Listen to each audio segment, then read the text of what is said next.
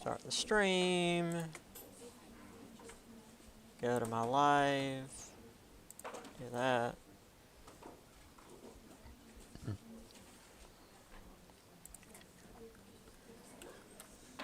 That as well.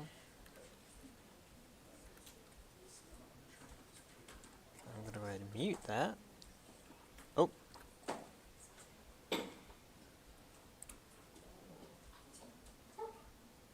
Whenever you want to come up there, buddy. Actually, hold on. Can I go to my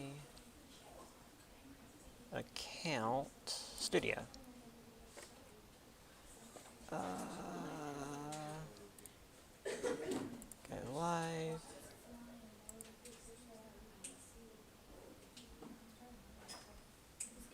Connect streaming software. Okay, good.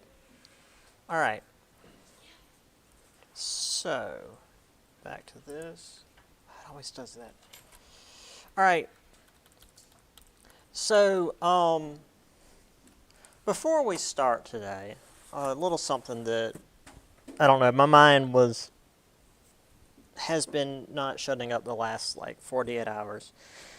Which means I didn't sleep like the last 48 hours, so today's going to be fun. I just would like to remind everyone, I haven't noticed it too much this class, but I remember where this came from.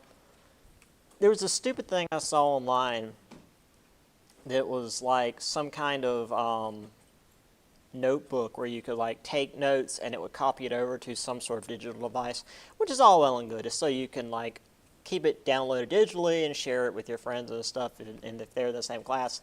But the ad was, my professor kicked me out of class because they saw me using this. It's like, what professor in their right mind would kick a student out of class for taking freaking notes? That's stupid. But that got me thinking. It's like, sometimes all I can do, sometimes it's all I can do to keep my students awake.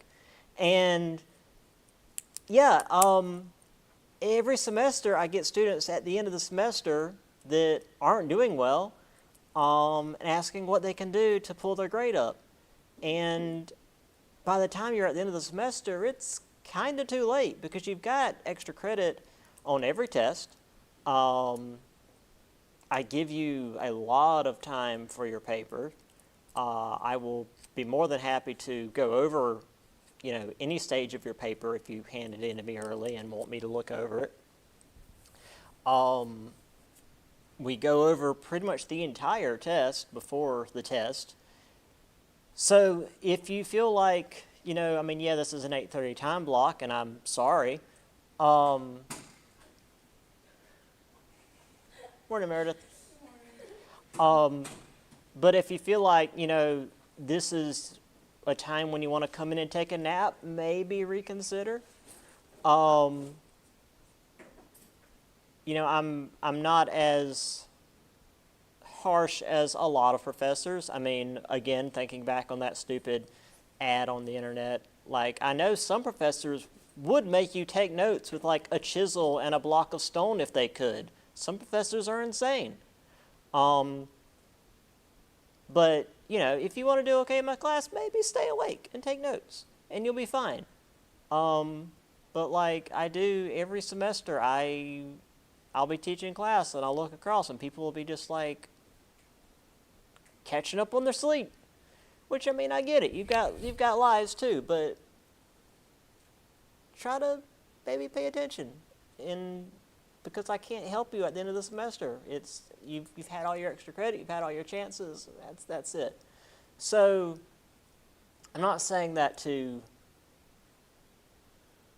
fuss at anybody, because we've just started. We haven't had a first test yet. In fact, our first test is coming up. I should have put the study guide up on Blackboard already for you guys. If I haven't, I'll definitely do it today. But just to be ready now, because there is no making it up later. Because there's so much extra stuff on every test.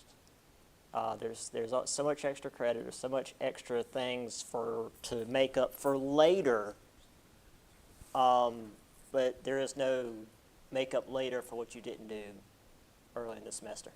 So yeah, that's just something I wanted to get off my chest. I don't know. I've been a bundle of stress all weekend. It's been bad. So that's just something I wanted to tell you guys. If you need anything from me, let me know, but you need to let me know now and not in like November, because I can't help you in November if you're already not doing well. So, before we continue on the notes today, any questions before we begin? Yes? Where did you post the study guide in Blackboard? It should be in the same folder as all the study material. Okay, because all I see is Chapter 2, Chapter 1 PowerPoint, and then Paper 1 PowerPoint. Okay, then I haven't posted it yet. I will. Is it up there? Or it's not? Okay, I'll definitely post it. I'll post Chapter 3 PowerPoint, and I'll post the study guide like right after class today. Like as soon as we're done, I'll put it up there. So thanks for letting me know. But yeah, it'll be right there with everything else. Anything else? Okay, cool. So yeah, that's just, again, that's just my mind's, everything like the last 10 years is hitting me at once. So I'm just like, I want everybody to do okay. Right, so we talked about mercantilism, which is a whole thing. I feel like that's like most of a chapter in my European history course. Yeah.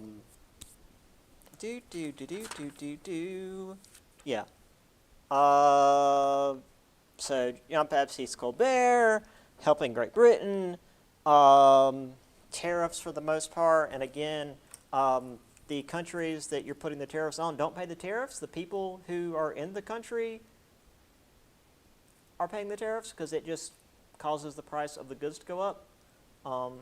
People who don't understand how tariffs work think that the countries that you're putting the tariffs on pay the tariffs. Anyway.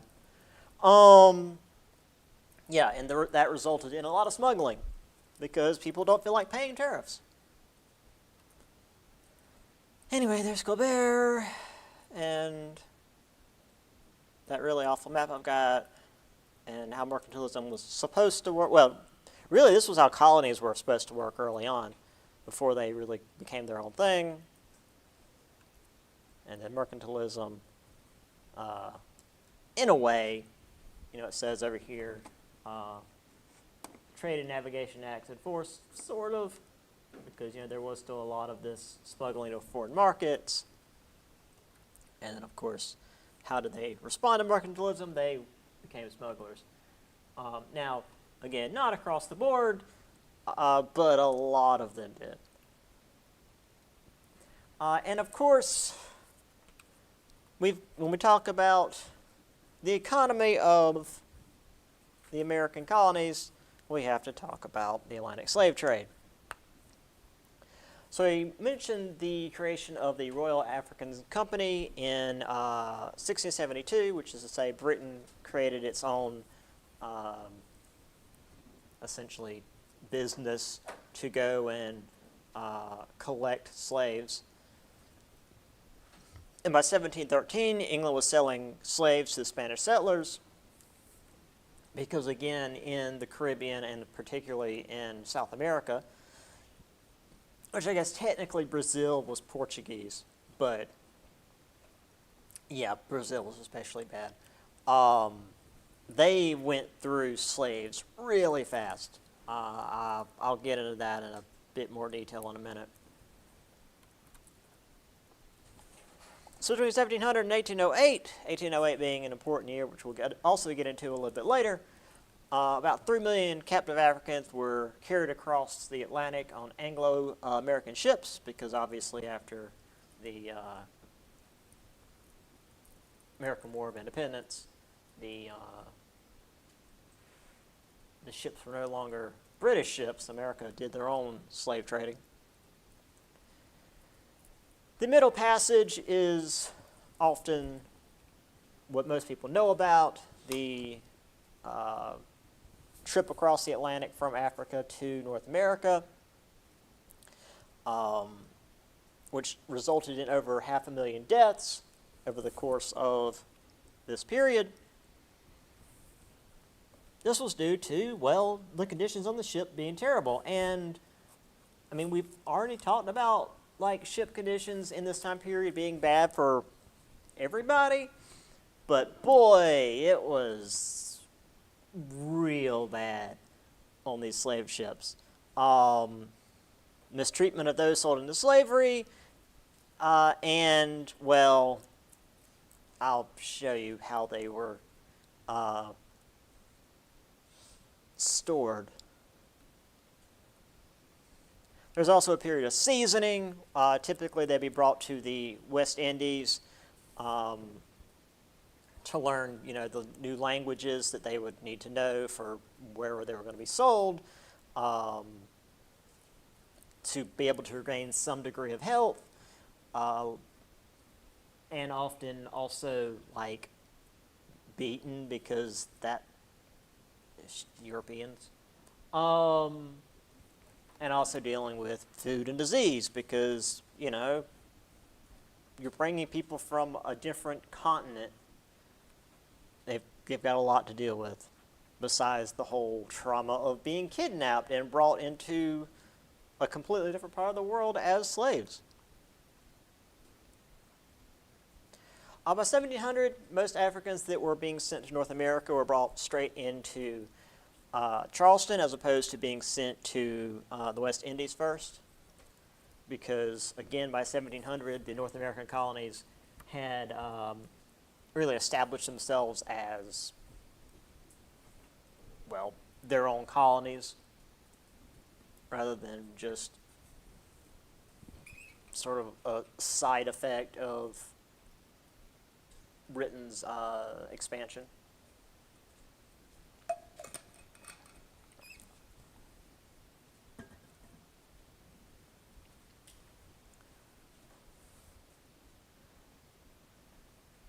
So here's the numbers we're looking at.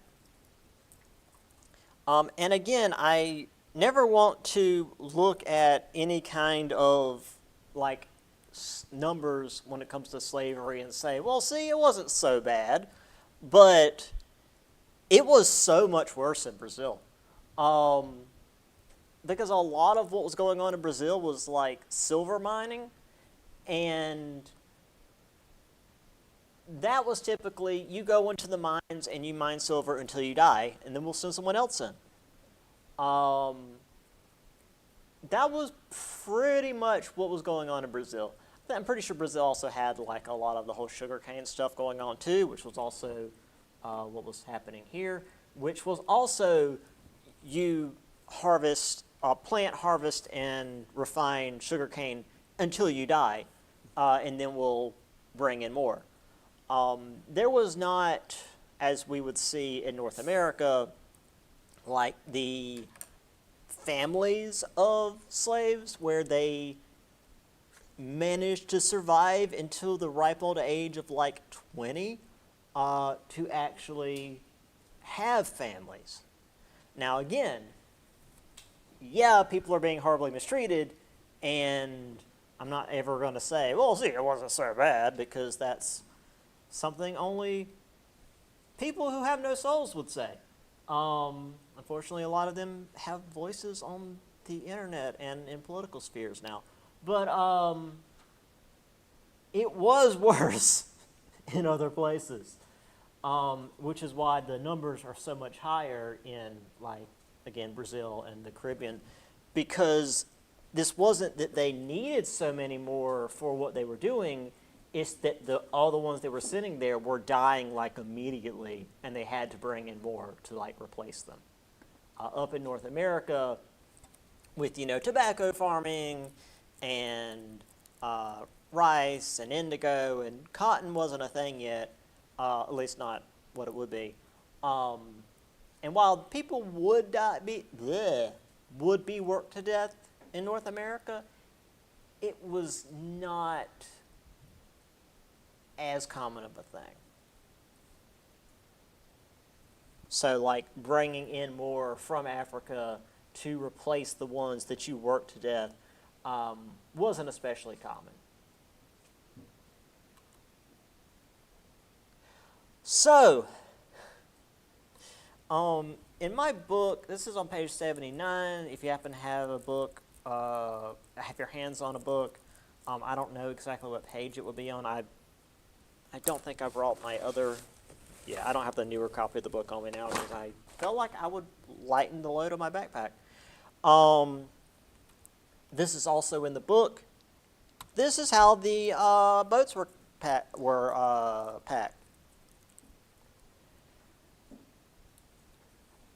They were crammed in here. Let's see, I'll read it.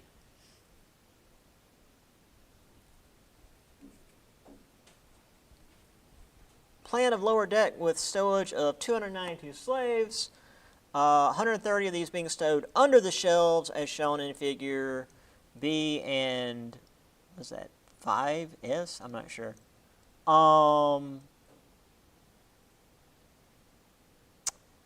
Plan showing the storage of 130 additional slaves around the wings and sides of the lower deck by means of platforms or shelves in the manner of galleries in a church.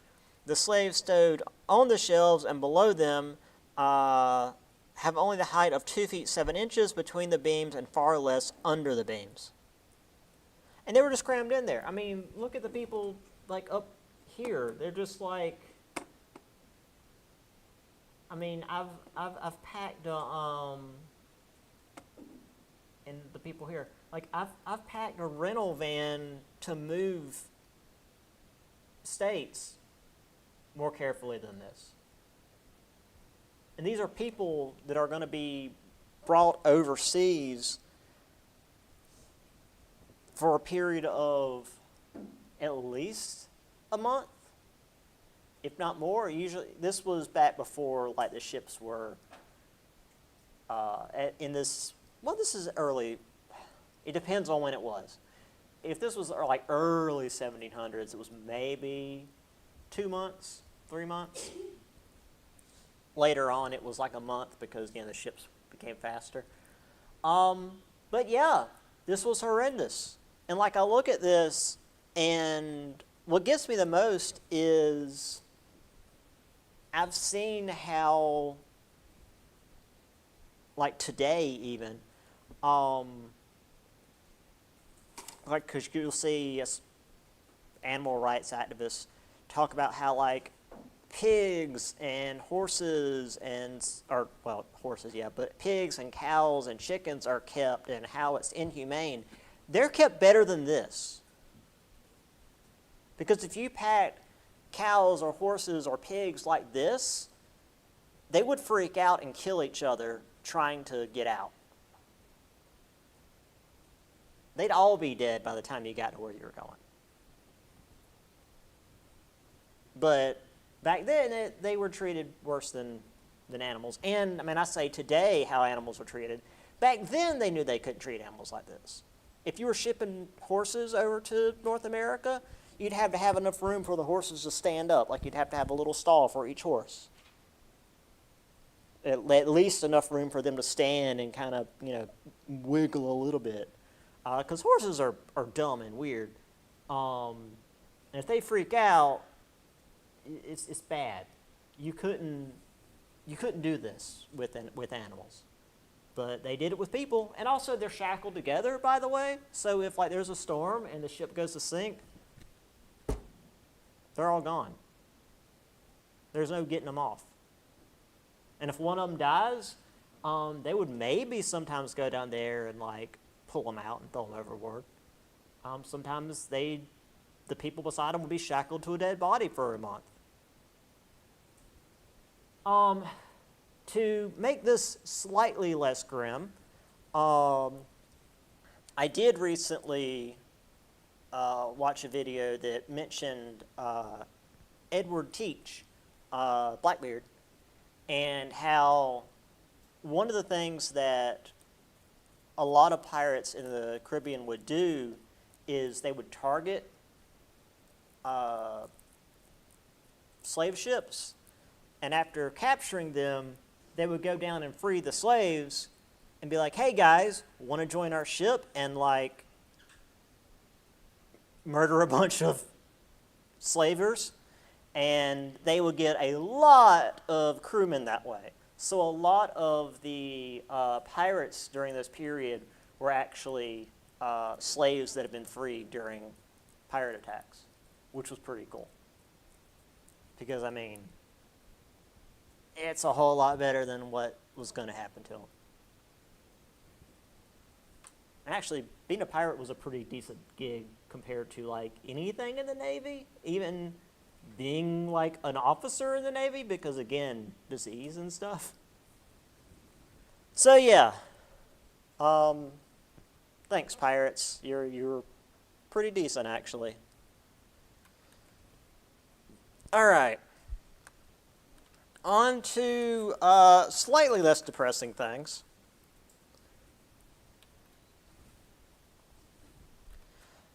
So these economic systems turned the American seaports into hubs of culture. New York, Boston, Philadelphia, Baltimore, and Charleston, while being, well, the big cities, didn't have most of the population. We'll talk about where all the people are a little bit later. But they were where the economy was. And since they were where the economy was, that was also where the politics, social activity, and cultural activity of the day came from. So whatever was happening in these big cities was what really drove, I was about to say the country, but that wasn't a thing yet, I guess the colonies. And I was going to say that's still sort of the case now, but today the cities are where most of the population is. So colonial families became more affluent. Your status became less about like what family you were born into, because this was a thing that dated back to, you know, the Middle Ages, where, oh yes, my great whatever grandfather served under King what's-his-face, so therefore our family is of noble lineage. And at this point, it's like, who cares? That means you're inbred. With this like separation from Europe, social status became more about financial success and living this genteel lifestyle, which is like a very early form of what we'll see next semester with like the Gilded Age of looking like you're rich. Now, while this did open up the upper class to more people, so, you know, people who weren't specifically nobility, because, again, as we would see in my European class with, like, this middle class growing and actually oftentimes having more money than the nobles, because the nobles just had land, but a lot of times had lost their fortune for various reasons. This also meant that non-English could become upper class. Dutch, Scottish, French, and Jewish folks who were coming over and settling in the English colonies could become upper class, could become genteel. Ben Franklin was one such genteel. Now, I'm pretty sure his family was relatively well off. We'll talk about another well-known Revolution character who was just born into money. Ben Franklin wasn't born into like extreme wealth, but he also wasn't, you know, especially poor. He was an apprentice in his brother's print shop. Eventually, he owned the shop after, mentions here in the book, let's see,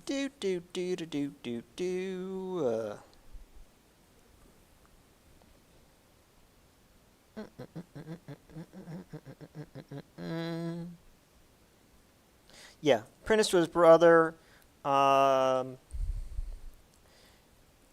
2 years later, a family dispute led Franklin to try his luck.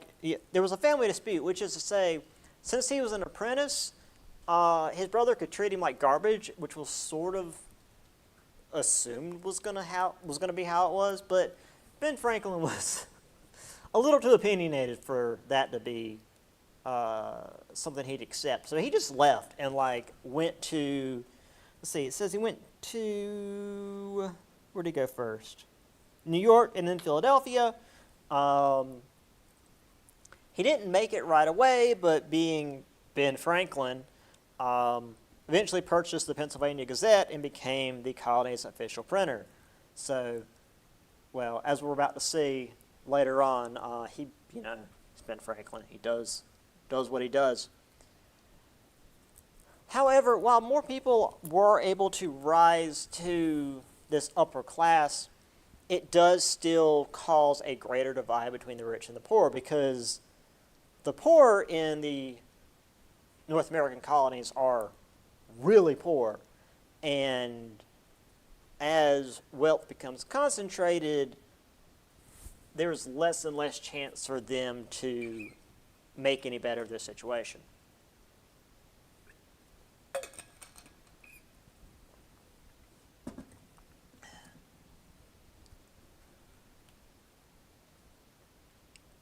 So I've just got some images here of seaport cities. I don't know, just random stuff I found. And there's this where Ben Franklin's about to fry a kid. There's more too. I don't have the whole Ben Franklin and the kite story in my head at the moment, but there's definitely more to the story than Ben Franklin went out in a thunderstorm with a kite and a key on the thread to see what would happen. But there is more to the story than that. He didn't just go out and manage to not die because plot armor. But like with most historical anecdotes, there's a little more to it than that.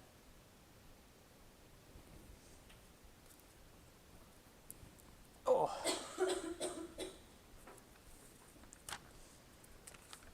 Okay. We might be able to. Let's just see.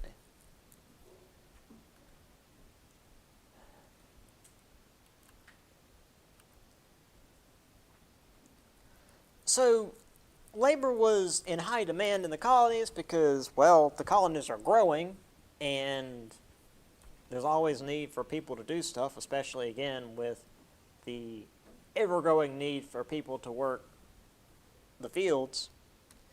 But finding a job was actually rather difficult. So the free laborers, which doesn't mean people who are doing work for free, it means people who can just kind of go out and do whatever work. The term today, which I find to be pretty inaccurate, the unskilled labor, just people who can do whatever kind of work. They can work in a field or build a house, or which a lot of that is genuinely skilled labor. But just manual labor. However, people were finding that they didn't need to pay for this. They were being replaced by indentured servants, convict labor, and then eventually slave labor. So let's discuss some of these issues that the regular labor force in the colonies were dealing with.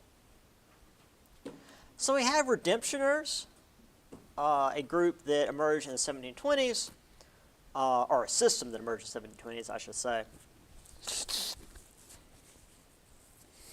which is weird because there's another group that comes about in 150 years from this point that has a very similar name, but they're really different. We'll talk about them next semester. Basically, they were like indentured servants, but they were allowed to remain relatively independent and live with their own family.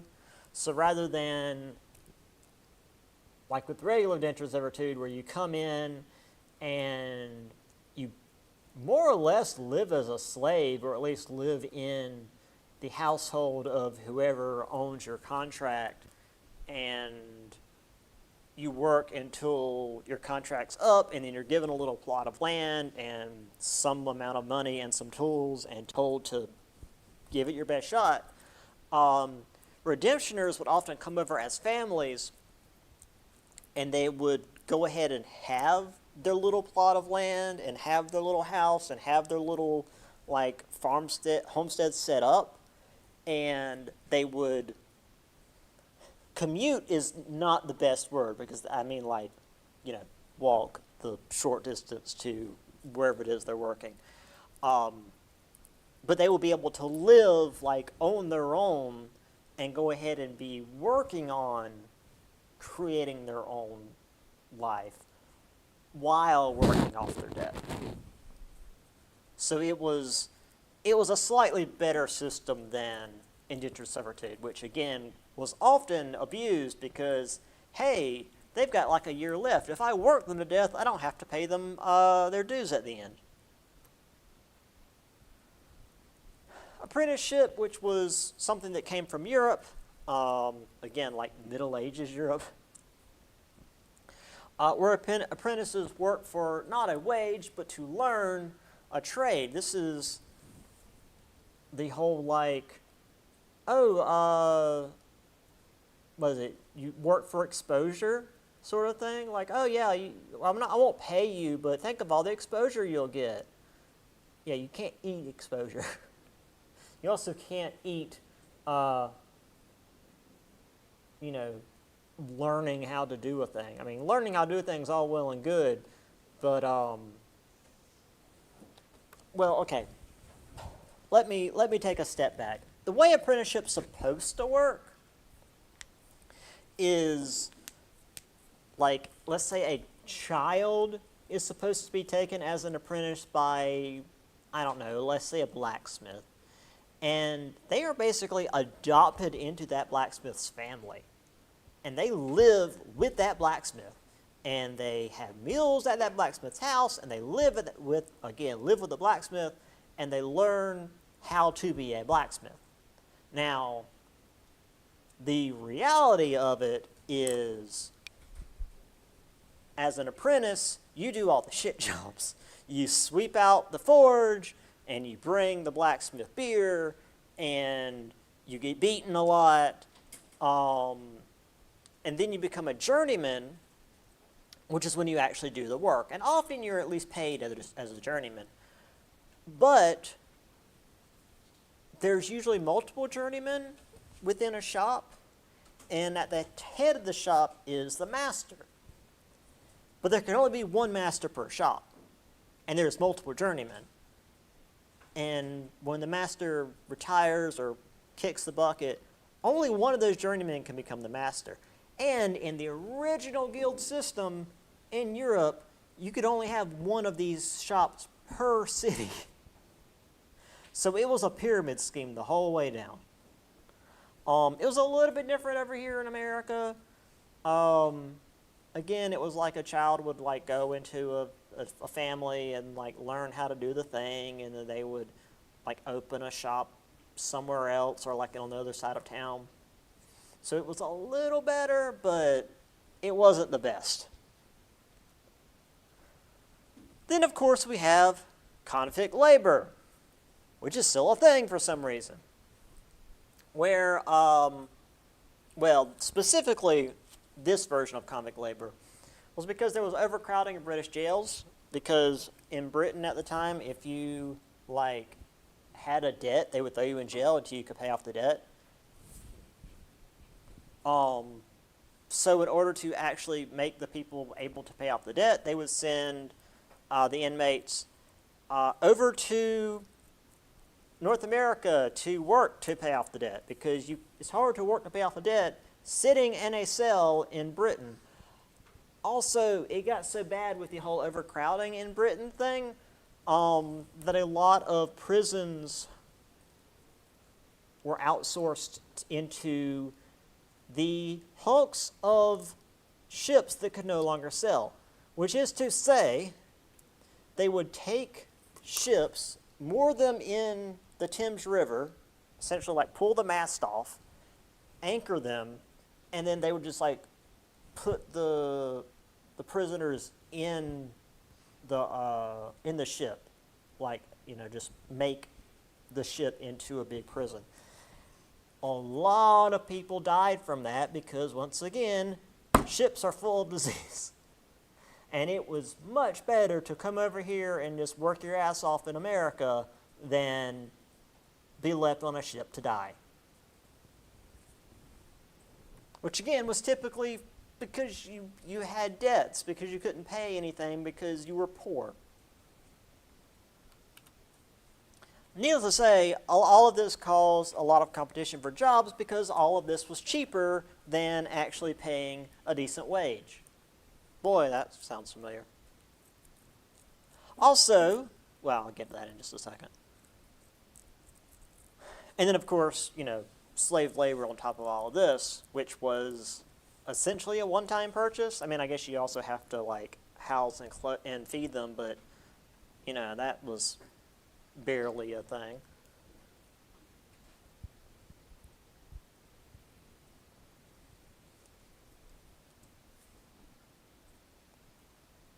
So the thing about the Redemptioners, just to pull this up real quick, this is a group of German Redemptioners arrived from Holland because, again, the Dutch were all about being the ones with the ships. Farmers, gardeners, potters, tailors, shoemakers, bakers, butchers, carpenters, etc. Musical instrument makers, gilders, diamond cutters, stocking weavers, blacksmiths, wheelwrights, seamstresses. So, this wasn't just, just laborers who would do whatever grunt work needed to be done. These were, again, to use a term that's more modern, but also maybe isn't so accurate. This was skilled labor. I mean, diamond cutters. Holy crap, that's kind of badass. So yeah, they came over here, and I mean, I guess they would essentially work in shops to pay off their passage. So that's pretty neat. Here's an apothecary shop. Again, this is well before the period we're talking about. This is 14th, 15th century in Belgium, hence the floofy collars. But, I mean, the same idea. It's apothecary, so they're making medicine, air quotes. But yeah, usually the apprentice will be doing the boring stuff. Here, mash this for 8 hours. Well, 8 hours, mash this for 18 hours. This image is something else. So this is 100% in Britain. This is one of the rivers crossing the Thames, or one of the bridges crossing the Thames River. If I was a bit more up on my British landmarks, I'd probably be able to even tell you which bridge this is. But I definitely recognize it as being one of the bridges in London. Here are the convicts, convicts being sent to America. I mean, they're chained up by the neck. And whatever these two idiots did, these children, I mean, then again, they're in London, so they're probably bad kids. How dare you be orphans? Off to Georgia you go. If you ever read a Charles Dickens book, you know what they've been up to. How dare you have dead parents? All right, so, speaking of all of that, something that you will see as a pattern very, very quickly in this class, and especially next semester as America starts to really become more of an industrial powerhouse, is like every 30 years or so we have an economic crash, essentially. And I wouldn't say this was necessarily a crash, but this was our first big, like, problem with the economy. So everyone's fighting for a job. There's a land shortage and a population boom all at the same time.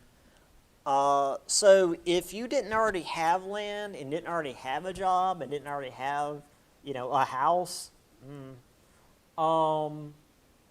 things weren't great.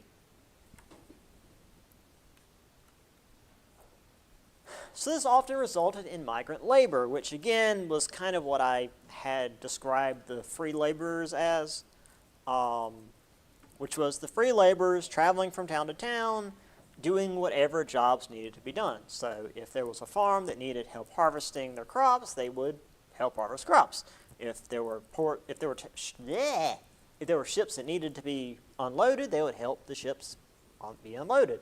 If there were houses that needed to be built, they would help build the houses, obviously, for a little bit of money because they needed to eat. The harvest thing in particular, that was pretty big, actually. Again, going back to my American technology course, when harvest time came around, it was vitally important that everything be harvested as quickly as possible, because once things are ripe, if they stay on the vine, they'll rot. I mean, that's just how plants work. So once it was harvest season, everybody was out in the field harvesting. The mother, the father, the kids, the grandparents, the neighbors, the drifter they found on the side of the road. They would hire servants. They would rent slaves. They would get everybody they could to help harvest as quickly as possible, because if whatever went bad, that was money lost. So this idea of people wandering into town and be like, hey, anybody need help harvesting? It's harvest season. That was usually welcome. However, they were not always welcome.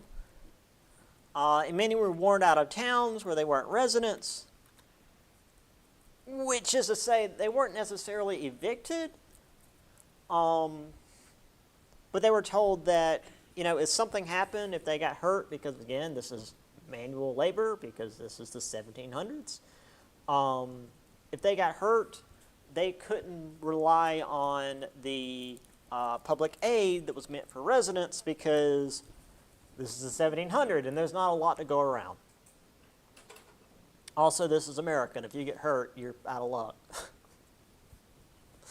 Well, I say America, I mean it's Britain's America, and boy, we're just about to get into the Industrial Revolution, at least in Britain. And that was a great time to get your arm ripped off in some kind of machine and be told, well, have fun starving to death.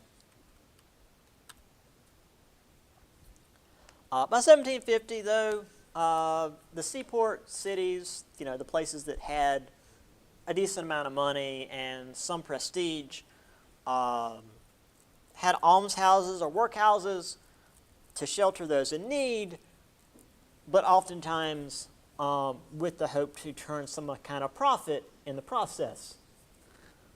So if you were starving and needed a place to stay, you could go to one of these workhouses and work for the day, and they will give you a place to stay and some food, but any amount of money that you made will go to the workhouse.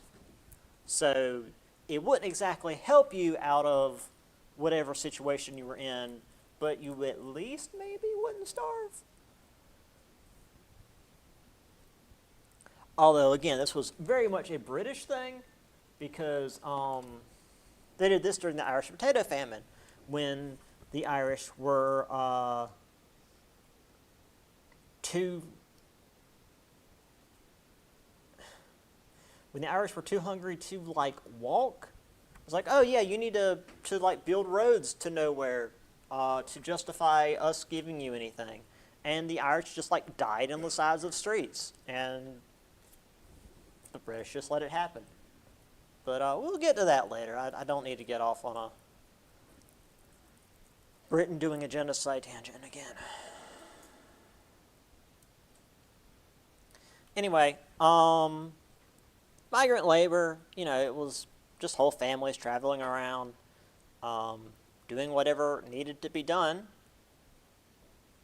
Very much not a stable source of income, but whatever they could do. I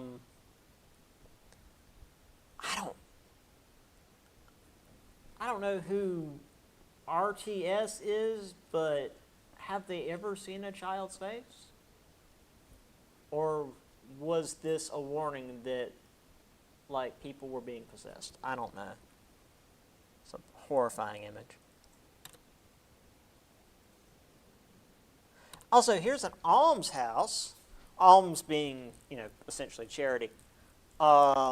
This was in, I want to say this was Providence, Rhode Island. So, these buildings were specifically built to look nice. It was again more so to show like how great the city was. It's like, oh look, aren't we so great to have this house for poor disenfranchised people, rather than actually really doing much to get them out of the situation they're in.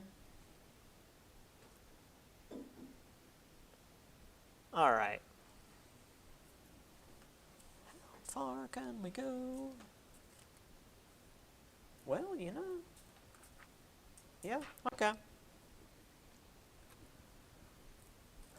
So, as I mentioned, cities were where the focal points of the colonies were, because again, that's where all the trade came in. And again, like until Jesus, well, no, it wasn't even roads that did it. It was like a canal. It wasn't until much later that, well, no, it wasn't canals, it was railroads, that like land travel really was a thing that was doable. So the port cities were super important. I mean, really even today, like most of our main cities here on the East Coast are port cities because they're the oldest cities. They're the easiest to get to. Still, like, most of the population of the day lived outside of the cities in these little family homes in rural areas. For some reason, that gives me such a hard time. But despite being outside of the cities, they weren't outside of the economic conditions that the coastal towns had. Because, again, the economy as a whole is going to affect everybody. I mean, I mentioned this to my Tuesday, Thursday class. Like the whole Great Depression, well, it's simplistic to say it was the stock market, but the stock market was like the beginning of it. Like 1% of the population held stock during that time period, and it affected everybody. Much like the, 2, 3, 4 economic whatevers we've had in the last 10 years have been due to like big banks and freaking housing firms and all this other nonsense that we regular folks had nothing to do with, but it affects everybody because the economy's stupid. Yeah, so conditions of the coastal towns still affected the people living out in the countryside. However, this was for more simple and like normal reasons rather than made up numbers in a stock exchange. So, for example, the people in the towns needed food because they're human. People need food. And other goods from farms. And hey, the farms grew food and other things that farms grow. While the folks from the farms would use the money they made from this trade to buy things like cloth and cheese from the towns to save time to not have to make them on their own, because you can make cheese and cloth on farms, but it takes forever. Again, my American technology course, there was this whole thing about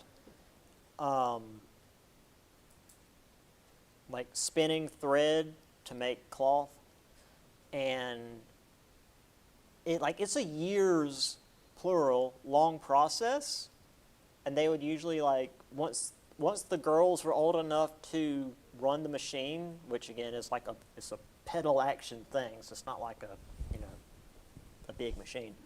They will be put on the thing any chance they got.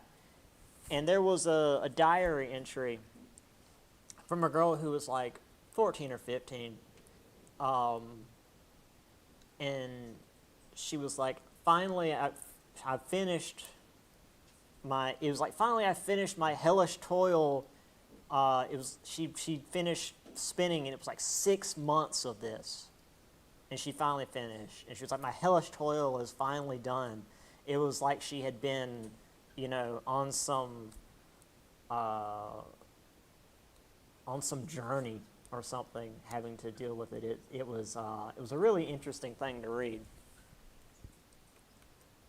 because nobody likes to do tedious tasks, which is why you don't have homework for me.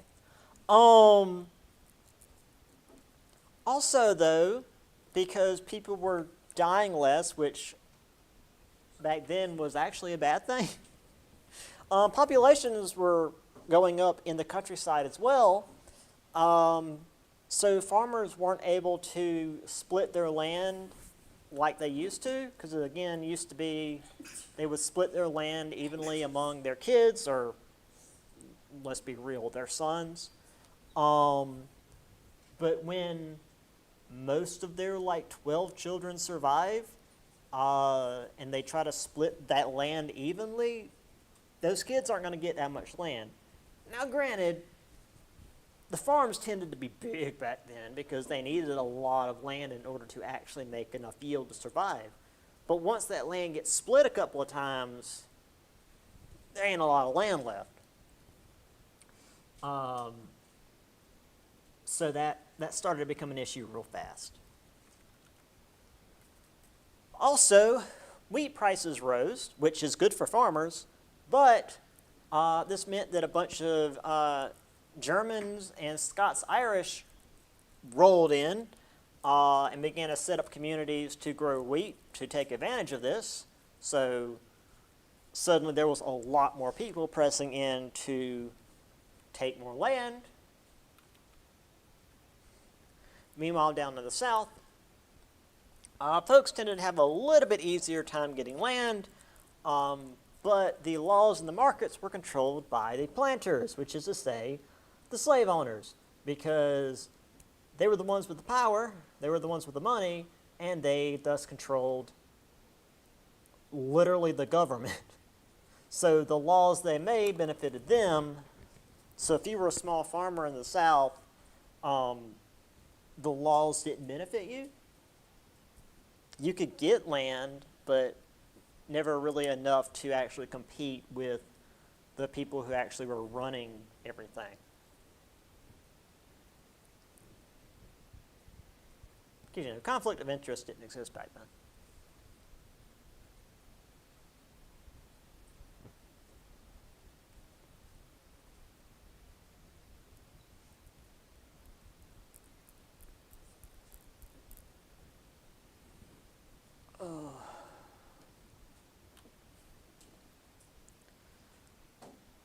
So here's some dudes putting together a farm. Also, a lot of farms were located on some body of water because it was easier just to like make a barge and put your stuff on the barge and let it go down the river. Pretty sure this is in Europe because of this. There wasn't a lot of this in America. Also, the roofs are thatched. There wasn't a lot of that here either. This is definitely America because look at all the wood.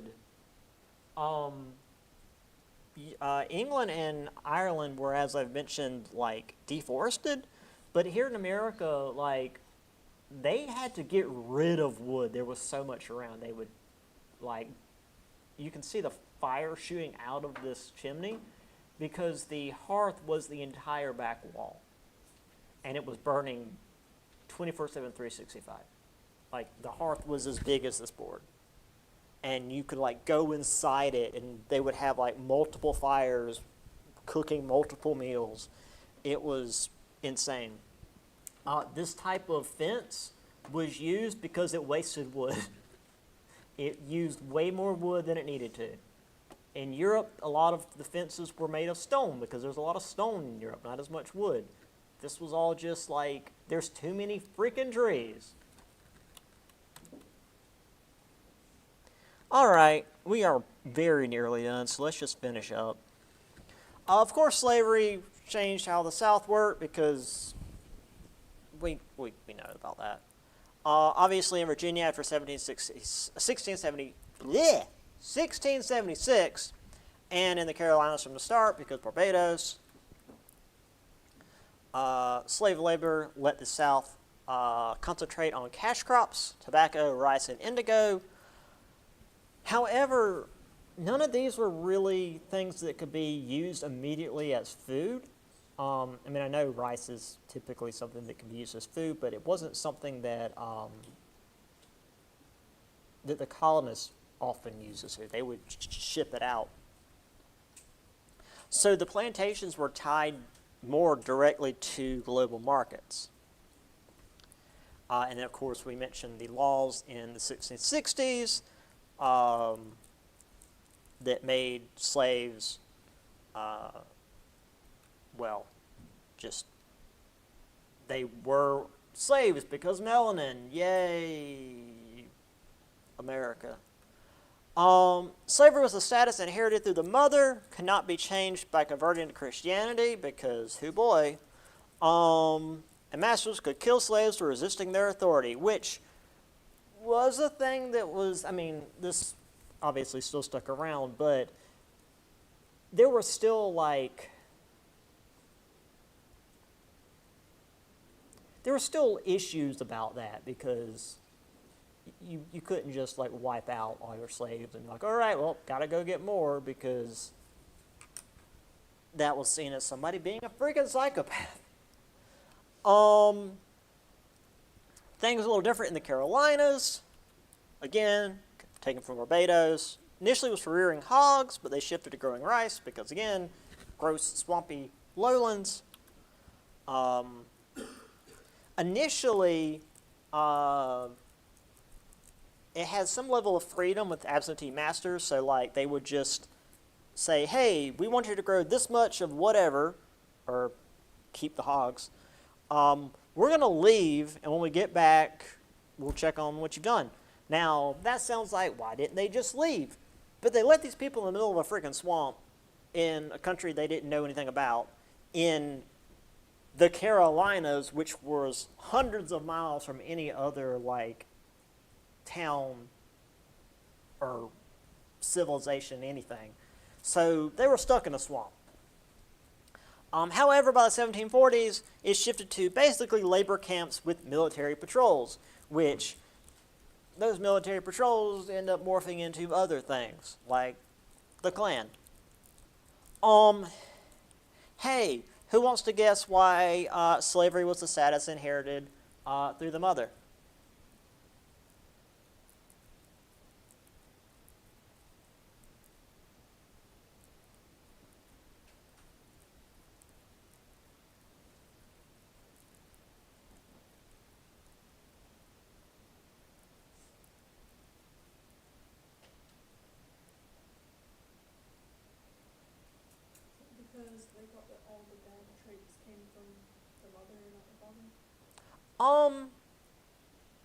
Not necessarily. I mean, I could say that, but not necessarily. It was worse than that. Yes. Who knows about Thomas Jefferson and his slaves? Yeah. Because any children born of a slave or born of a slave owner raping his slave would just be another slave. There wouldn't be any like confusion or, oh no, what do we do about this? It's just like, oh, they're just another slave. Don't worry about it.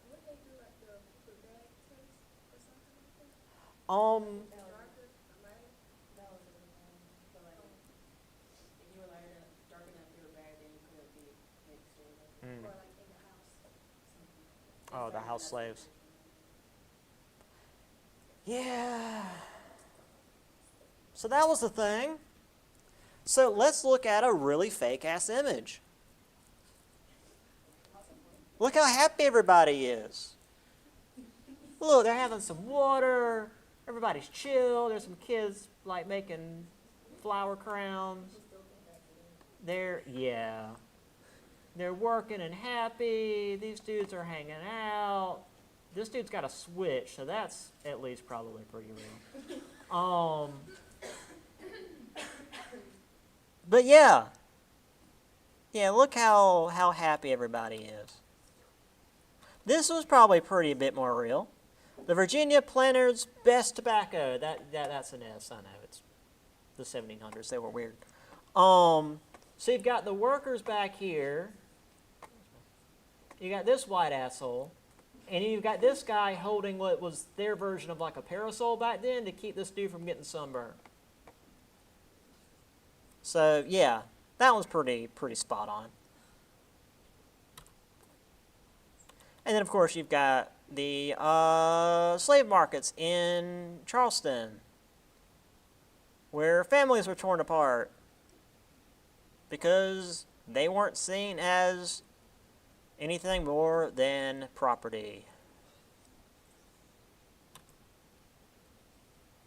So, before we finish, because we've literally got one slide left, let's go ahead and discuss how the Africans appreciated that, which was not much. There was lots of ways that they resisted. The book mentions refusing to work, breaking tools, feigning illness. Some ran for freedom, others fought back in the face of punishment, others used arson, poison, or other means to defy owners. The ones that were allowed to work in the homes were the ones that were like, let's put a little something extra in your food. They did some real fun stuff. Obviously, this often would meet with severe punishments, from whipping, mutilation, to branding, and just straight up murder. But the big fear was not just resistance, but outright rebellion. This happened a couple of times. The book mentions a few. These aren't super important. New York, a few enslaved Africans and natives set fire to a building, and anybody that came to the scene were attacked. There was some fires in 1741. A white couple were suspects, but then threw some African conspirators under the bus, because of course they did. No, what's important is the Stoner Rebellion, right here in the lovely state of South Carolina. This was the largest slave revolt in the colonies. Let's see, Sunday, September 9th, a group of enslaved men stole weapons from a country store, killed the owners, marched south along the Stoner River, beating drums and recruiting others to join them, torching plantations, killing whites along the route. They gathered more than 50 insurgents when armed whites overtook them. In the ensuing battle, dozens of rebels died. The militia, along with natives hired to assist them, killed another 20 over the next 2 days, then captured a group of 40 who were executed without trial. So, it didn't last as long as I would have liked it to, but it scared the shit out of the slave owners. Because, well, this could happen again. and this was before Haiti, because boy, they didn't like Haiti.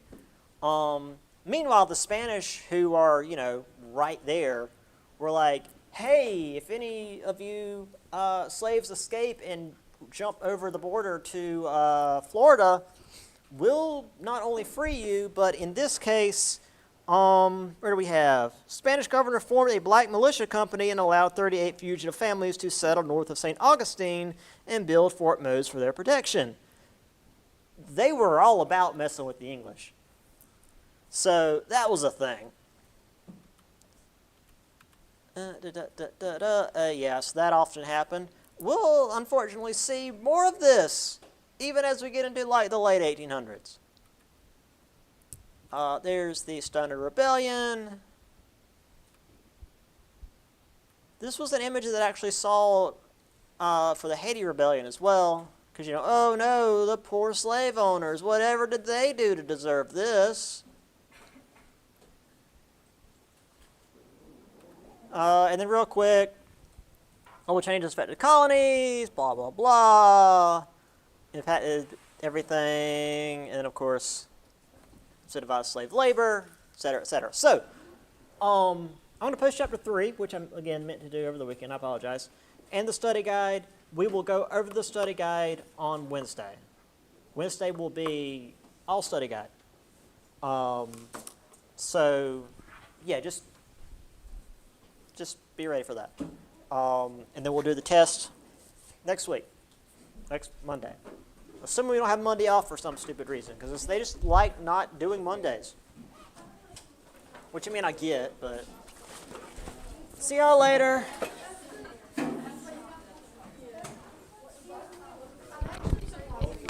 Oh, God.